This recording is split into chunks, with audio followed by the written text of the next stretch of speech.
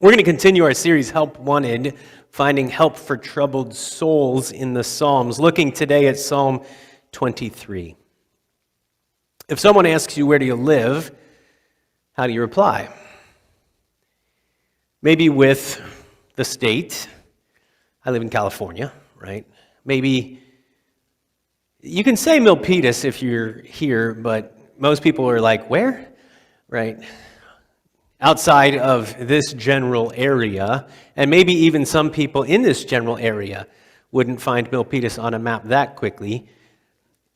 But confession, I don't know where some of the names I hear on the weather or the traffic report, I don't know where that is either. I have to look on the map or ask, type it in. Where is that? But would you tell people I live in between the Santa Cruz Mountains and these hills? I live in the famed Silicon Valley, right? The home of the tech companies and the internet and all of the places that you drive by. I remember when we got here just over 9 years ago, driving around and seeing the names of companies on the sides of buildings and on signs outside of those buildings, like, I know that name. I've bought something from there. I've got an account with them. Oh, Evernote's here? Oh, eBay. Oh, Facebook. Yeah. I knew that those were here, right? Apple. Okay, yeah, I knew that was here, right? Do we tell people we're from Silicon Valley? Well, you are here. We live in the valley. But the valley that Psalm 23 talks about isn't the valley between those hills and these hills.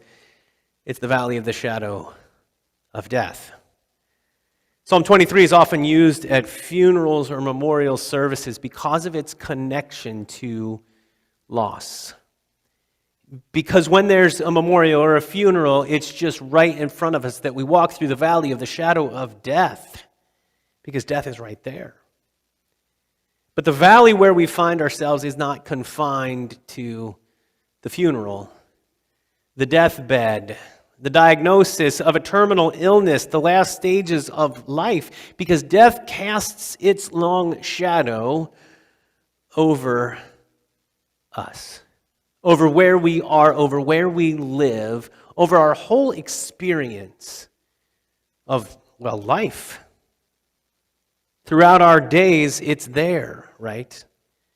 It's hanging over us. It's the constant threat or the burden or the loss that we feel. We've experienced death in our lives.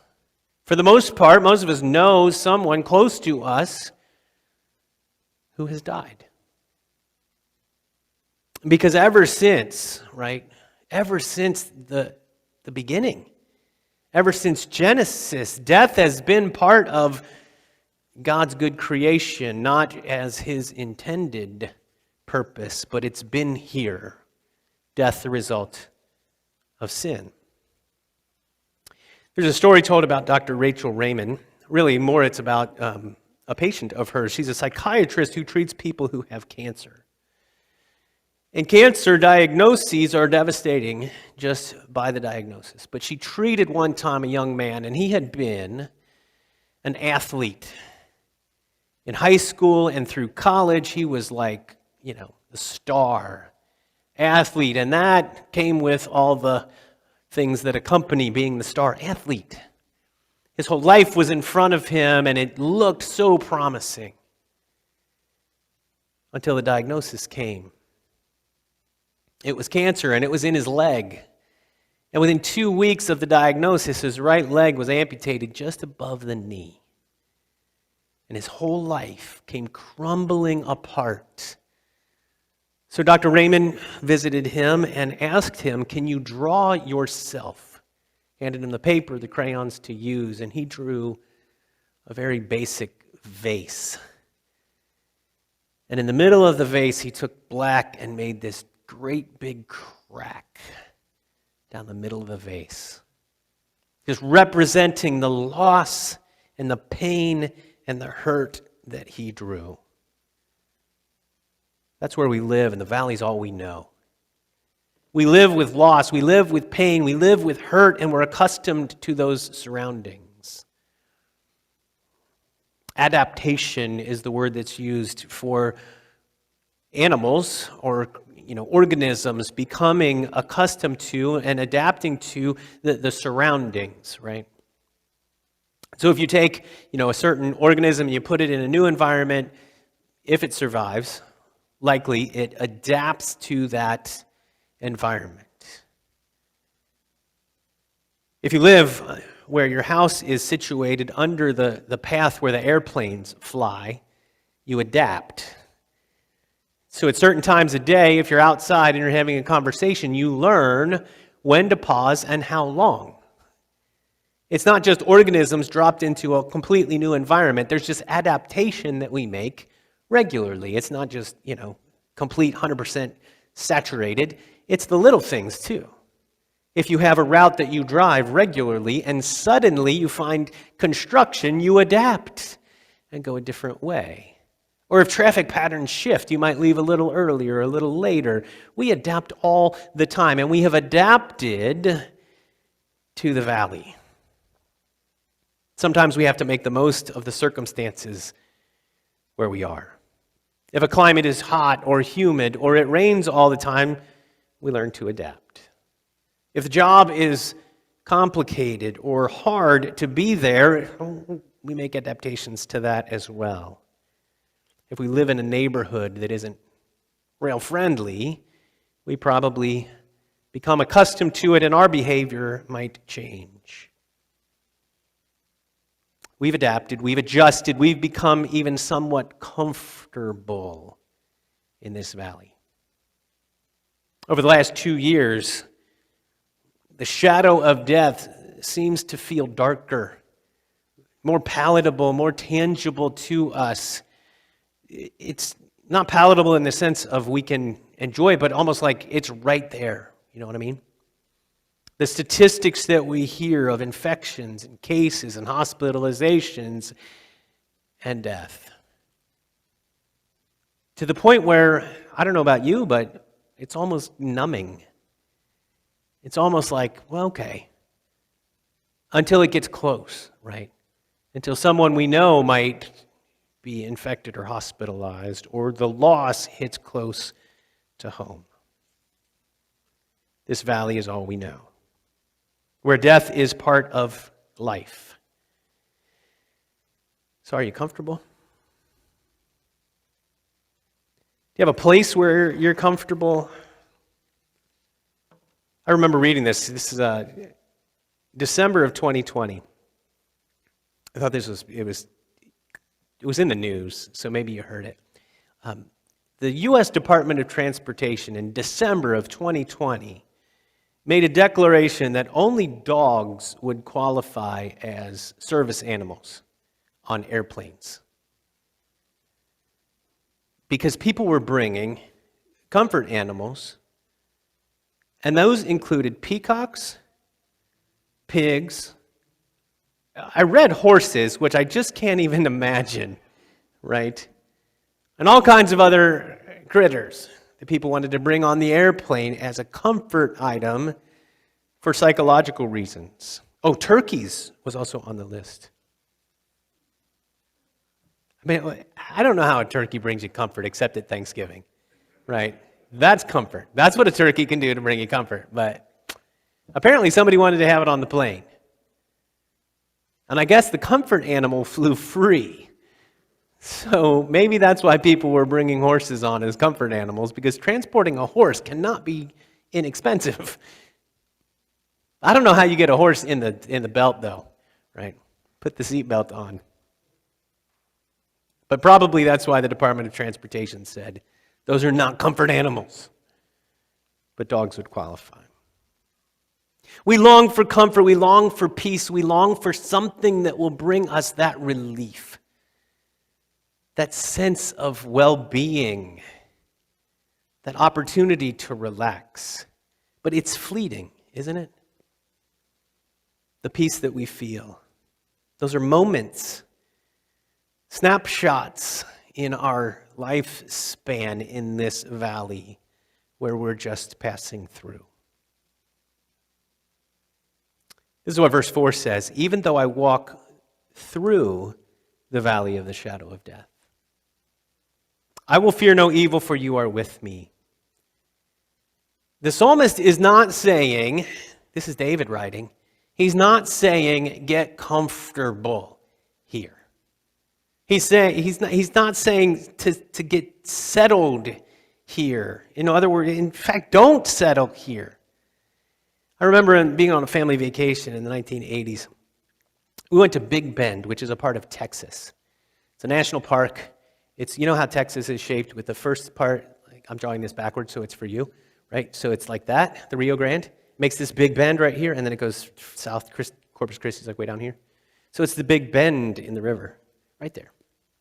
So this park is right there in the southern part of, well, not the further south, but this southern part of this part of Texas over here.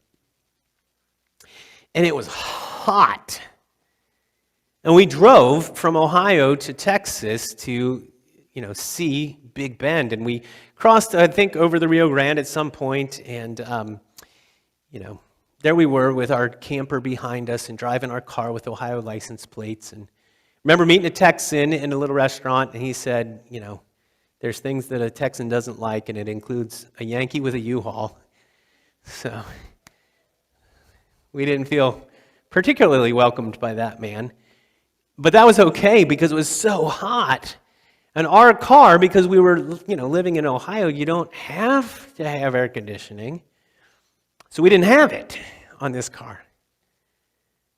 And so we put the windows down, to get the air moving, and it felt like a hairdryer pointed at you because it was 114 degrees outside. So having the windows down was not helpful. And I remember that we thought as a family, it's okay to visit, but I wouldn't want to live there.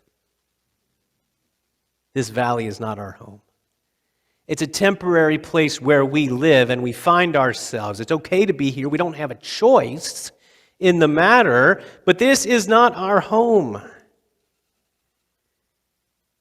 The young man who'd had his leg amputated, his anger lessened, and he was able to heal by helping others.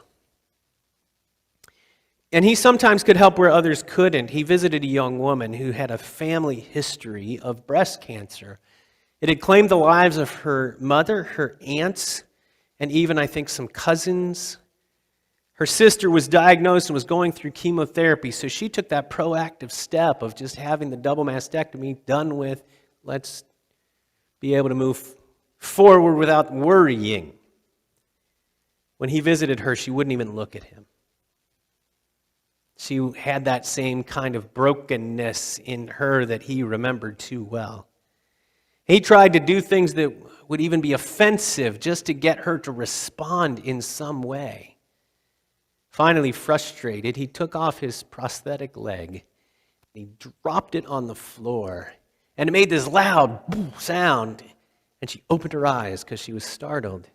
And there he was, hopping around the room, and they both started to laugh. And she said, "If you can dance, maybe I can sing."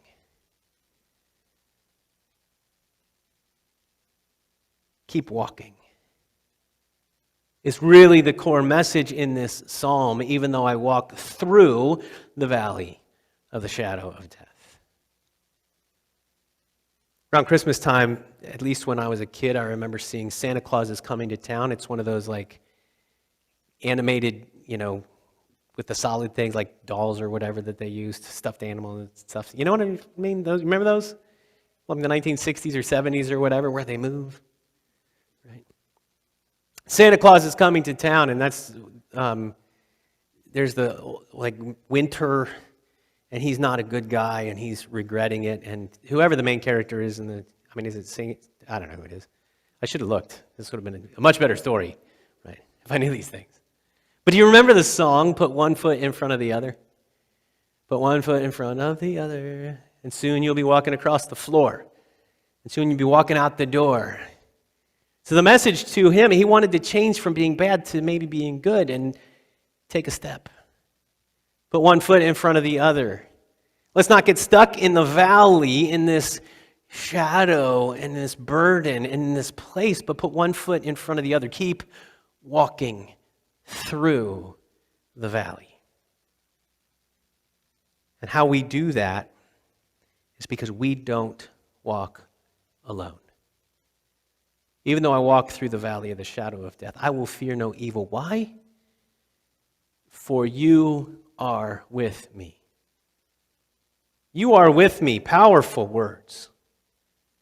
Written by David, who in his life had been in the valley of the shadow of death. He was anointed to be the king when he was just a young kid. The afterthought of Jesse's family, right? If you know the story. Oh, well, there's one more. He's David. He's somewhere. We don't even know. Right? He's out tending the sheep. Don't worry about that. No, that's the one. And he was anointed at the time when Saul was king. And when he started gaining popularity, Saul was not so thrilled by that, and at one point chucked a spear at him. And then Saul's men chased David around for a while.